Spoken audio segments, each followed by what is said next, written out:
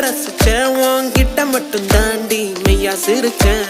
உன்னுடைய மனசுக்குள்ள இருப்பத படிக்க தெரியலையே சூசகமா பேசுற வாசகம் எதுவும்